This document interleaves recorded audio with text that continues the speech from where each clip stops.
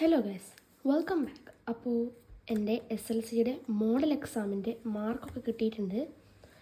അപ്പോൾ അത് നിങ്ങൾക്കും കൂടി ഒന്ന് ഷെയർ ചെയ്യാൻ വേണ്ടിയിട്ടാണ് ഈ വീഡിയോ. അപ്പോൾ എങ്ങനെയുണ്ടായിരുന്നു എൻ്റെ മോഡൽ എക്സാം എന്ന് ചോദിച്ചു കഴിഞ്ഞാൽ, ചിലതൊക്കെ ആവറേജ്, ചിലതൊക്കെ ഇമ്പ്രൂവ് ആയിട്ടുണ്ട്, ചിലതൊക്കെ മുമ്പ് കിട്ടുന്നതിനേക്കാൾ മാർക്സ് കുറവാണ്. നേരെ വീഡിയോയിലോട്ട് കിടക്കാം, എൻ്റെ മാർക്സിലോട്ട് കിടക്കാം. അപ്പോൾ മാത്സിൻ്റെ പേപ്പർ കിട്ടിയിട്ടില്ല, പക്ഷേ മാർക്ക് പറഞ്ഞിട്ടുണ്ടായിരുന്നു. എനിക്ക് 75 മാർക്കാണെന്നാണ് പറഞ്ഞത്. യെസ്, പരീക്ഷ കഴിഞ്ഞപ്പോഴും കുറച്ച് ഈസി ആയിട്ടാണ് എനിക്ക് തോന്നിയിട്ടുണ്ടായിരുന്നത്. എല്ലാം ഡയറക്റ്റായിട്ടുള്ള ക്വസ്റ്റ്യൻസ് ആയിരുന്നു, കുറച്ചൊരു ഈസി ആയിട്ട് എനിക്ക് തോന്നിയിട്ടുണ്ടായിരുന്നു. അപ്പോൾ മാത്സ് അത്രയാണുള്ളത്. ഇനി സോഷ്യൽ സയൻസ് നോക്കാം. സോഷ്യൽ സയൻസിൽ എനിക്ക് 79 മാർക്കാണ്. നല്ലൊരു എക്സാം ആയിരുന്നു അത്. നല്ലതെന്ന് പറയുമ്പം കുഴപ്പമില്ല, ചിലതൊന്നും അങ്ങനെ അറിയില്ല, ചിലതൊക്കെ കുറച്ചറിയാം. പക്ഷേ എങ്ങനെ ഈ ഒരു മാർക്ക് കിട്ടിയെന്ന് ഇങ്ങനെ ചോദിക്കുമ്പോൾ എല്ലാം ഇങ്ങനെ അറ്റൻഡ് ചെയ്യണം കേട്ടോ. ഇപ്പോൾ നിങ്ങൾ ഏത് ക്വസ്റ്റ്യൻ എഴുതുകയാണെങ്കിലും നിങ്ങൾക്ക് അറിയില്ലെങ്കിൽ, അതിനെപ്പറ്റി എന്തെങ്കിലുമൊക്കെ അറിയുമെങ്കിൽ, ആ പാഠവുമായി ബന്ധപ്പെട്ട എന്തെങ്കിലും അറിയെങ്കിൽ അതൊന്ന് എഴുതി വെക്കുക. അതിനൊരു 1 മാർക്ക് 2 മാർക്കൊക്കെ കിട്ടും, അല്ലെങ്കിൽ ഒരു 1/2 മാർക്ക് കിട്ടിയാൽ തന്നെ ആയത്. അപ്പോൾ സോഷ്യൽ എത്രയാണ്. പിന്നെ ഇംഗ്ലീഷ് നോക്കുകയാണെങ്കിൽ ഇതാണ് ഞാൻ പറഞ്ഞത്, ഓണത്തിനും ക്രിസ്മസിനൊക്കെ കുറച്ച് മാർക്ക് ഉണ്ടായിരുന്നു, ഇപ്പോൾ കുറച്ച് മാർക്ക് കുറവാണെന്ന് പറഞ്ഞത്. യെസ്, 67 മാർക്കാണ്. ചിലതൊക്കെ അശ്രദ്ധ കാരണം പോയിട്ടുണ്ട്, ചിലതൊക്കെ ഗ്രാമറൊന്നും റിവൈസ് ചെയ്യാത്തതുകൊണ്ട് പോയിട്ടുണ്ട്, ചിലതൊക്കെ ഫോർമാറ്റ് ഇതായതുകൊണ്ട് പോയിട്ടുണ്ട്. അപ്പോൾ അത് അങ്ങനെയൊക്കെ ആണ് കേട്ടോ. പിന്നെ ആ ദിവസം തന്നെ 2 പരീക്ഷയൊക്കെ ഉണ്ടായിരുന്നല്ലോ, അത് മാഷ് പറഞ്ഞിട്ടുണ്ടായിരുന്നു, അത് മനസ്സിലാക്കാൻ പറ്റുന്നത് തന്നെയാണെന്നുള്ളത്. അപ്പോൾ ഇംഗ്ലീഷ് എത്രയാണ്. ഇനി മലയാളത്തിൽ 36 മാർക്കാണ്. യെസ്, അതും നല്ലൊരു എക്സാമായിരുന്നു. മലയാളമൊക്കെ എങ്ങനെയൊക്കെയല്ലേ എഴുതാമല്ലോ നമുക്ക്. നമ്മുടെ സ്വന്തം ഭാഷയിൽ എഴുതുമ്പോൾ അത് വേറെ തന്നെ ഒരു ഇതാണല്ലോ.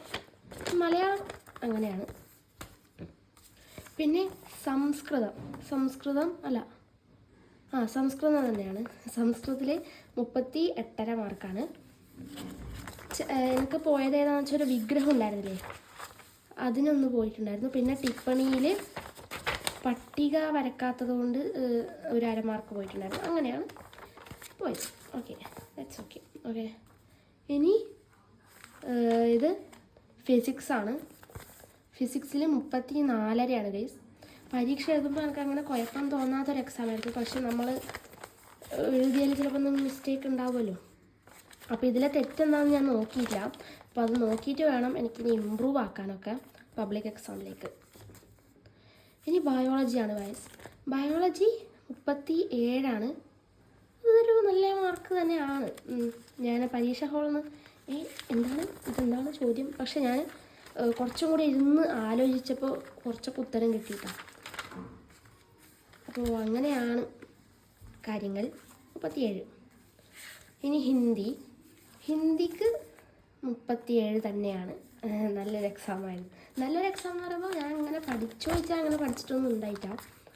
പക്ഷേ കുറച്ചും കൂടിയൊക്കെ ആലോചിച്ച്, പിന്നെ സംഭാഷണമൊക്കെ ആയാലും കുറച്ചൊക്കെ നമ്മളിങ്ങനെ തട്ടിക്കൂട്ട് പരിപാടിയാണിത്. പോസ്റ്ററൊക്കെ നമ്മൾ വൃത്തിയായിട്ട് തന്നെ ചെയ്തിട്ടുണ്ട്. ഇത് നമ്മളിത് ഇതായതാണ്. അപ്പോൾ ഇതൊക്കെ കുഴപ്പമില്ലായിരുന്നു. ഓക്കെ. പക്ഷേ എനിക്ക് ഇങ്ങനെ ഹിന്ദിയിൽ ഇങ്ങനെ ടിപ്പൊക്കെ ചോദിച്ചിട്ടുണ്ടായിരുന്നു. ഞാനങ്ങനെ ഹിന്ദിയിൽ എക്സ്പേർട്ടൊന്നുമല്ല, പക്ഷേ എങ്ങനെയൊക്കെയോ എഴുതിയിട്ടാണ് ഈ മാർക്ക് കിട്ടുന്നത്. പിന്നെ ആണ് ഗൈസ് കെമിസ്ട്രിയിൽ 30 മാർക്കാണ് ഗൈസ്. 30 മാർക്ക്. ഞാനത് പ്രതീക്ഷിച്ചതല്ലായിരുന്നു. എന്താണെന്ന് വെച്ചാൽ ഇങ്ങനൊന്നും നമുക്ക് ക്രിസ്മസിന് 28.5 കെമിസ്ട്രിയാണ് കുറച്ചും കൂടി ഇനി ഇമ്പ്രൂവ് ആക്കാനുള്ളത്. പക്ഷേ പരീക്ഷ ഹാളിൽ എന്താണിത്, ഞാൻ എന്താണ് ഈ ചെയ്യുന്നത്, എന്താണ് ഞാൻ എഴുതുന്നതെന്നും കൂടി എനിക്കങ്ങനെ അറിയില്ലായിരുന്നു. ഈ 2 മോൾ 10 മോൾ ഇതൊക്കെ ഞാൻ ഇങ്ങനെ എഴുതിയതാട്ടോ. ഇതൊന്നും അറിഞ്ഞിട്ട് കൊണ്ട് ഞാൻ എഴുതിയതല്ല. ഞാൻ ആ പാഠം തന്നെ ഒന്നും നോക്കിയിട്ടുണ്ടായിരുന്നില്ല. ഈ 4ാമത്തെ പാഠം കണ്ടു, അതുകൊണ്ടാണ് അറ്റൻഡ് ചെയ്യണം. നമ്മൾ എന്തായാലും അറ്റൻഡ് ചെയ്യണം. അത് കണ്ടു, 2 മാർക്ക് അവിടെ കിട്ടി. എനിക്ക് അറിയുന്നത് കൊണ്ടാണോ മാർക്ക് കിട്ടിയത്? അല്ല, ഞാനത് എഴുതി അപ്പോഴത്തേക്ക് അത് ശരിയായിരുന്നു, അതുകൊണ്ടാണ് മാർക്ക് കിട്ടിയത്. എന്തായാലും ഇതിൽ നെഗറ്റീവ് മാർക്കിംഗ് ഒന്നും ഇല്ലല്ലോ. നിങ്ങൾ എന്തായാലും അതൊന്ന് അറ്റൻഡ് ചെയ്യുക. എന്തെങ്കിലും ബഗ്ഡ് എഴുതി വെച്ചെന്നാൽ അതൊന്ന് എഴുതി വെക്കാം. അതിൽ ഒരു ടീച്ചർ ഒരു മനസ്സലിഞ്ഞ് ഒരു അര മാർക്ക് ഇട്ട് തന്നാൽ അത് നമ്മൾക്കാണ് നല്ലത്. ഓക്കെ. പക്ഷേ കെമിസ്ട്രിയുടെ കാര്യം പറയുകയാണെന്നുണ്ടെങ്കിൽ നല്ല ഈസി ഡയറക്റ്റ് ക്വസ്റ്റ്യൻസാണ്. നമ്മൾ പഠിക്കാത്തത് കൊണ്ട്, നമ്മളെന്ന് ഞാൻ പറയുന്നില്ല, ഞാൻ പഠിക്കാത്തത് കൊണ്ടുള്ള കുഴപ്പമാണ്. ഗൈസ് പഠിച്ചിനി, പക്ഷേ ക്വസ്റ്റ്യൻസ് വരുമ്പോൾ എഴുതാൻ പറ്റുന്നില്ല, അതാണ് സംഭവം. പക്ഷേ ഇപ്പം ഞാൻ പഠിച്ചുകൊണ്ടിരിക്കുന്നുണ്ട്. 4 പാഠം കെമിസ്ട്രിയിൽ കംപ്ലീറ്റ് ആയി. ഫിസിക്സ് ഒരു 2-3 പാഠമൊക്കെ ആയി. മാത്സ് ഒരു 7 പാഠമായിട്ടുണ്ട്. അപ്പോൾ അങ്ങനെയൊക്കെയാണ് ഇപ്പോൾ പോയിക്കൊണ്ടിരിക്കുന്നത്. ഞാൻ ആ 3 സബ്ജക്റ്റിനാണ് പ്രയോറിറ്റി കൊടുക്കുന്നത്. കാരണം ബാക്കി സ്റ്റഡി ലീവൊക്കെ ഉണ്ടല്ലോ ആ സമയത്ത്. അപ്പോൾ അതുകൊണ്ടാണ്. അപ്പോൾ ഇത്രയൊക്കെ ഉള്ളൂ എൻ്റെ മാർക്സ് എന്ന് പറയുന്നത്. അപ്പോൾ നിങ്ങൾക്ക് എങ്ങനെയുണ്ടായിരുന്നു മോഡൽ എക്സാം, നിങ്ങളുടെ മാർക്സ്, നിങ്ങളുടെ എക്സ്പീരിയൻസ്, നിങ്ങളുടെ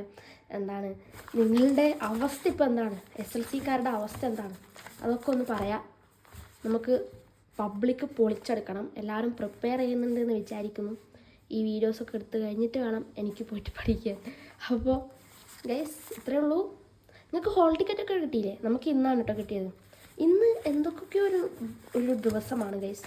പേപ്പർ കിട്ടി, ഹോൾ ടിക്കറ്റ് കിട്ടി, മാത്രമല്ല ഇന്നെൻ്റെ ബർത്ത്ഡേ ആണ്. അപ്പോൾ അതൊക്കെ കൊണ്ട് അങ്ങനെ ഒരു പുളകിതമായ ഒരു ദിവസമാണിന്ന്. ഇന്ന് എന്തൊക്കെയോ നമുക്ക് കിട്ടി. എൻ്റെ സമ്മാനമാണിത്, പിറന്നാളിൻ്റെ സമ്മാനമായിട്ട് എനിക്ക് ഇതാണ് കിട്ടിയത്. അപ്പോൾ ഗൈസ് ഇത്രയൊക്കെ ഉള്ളൂ.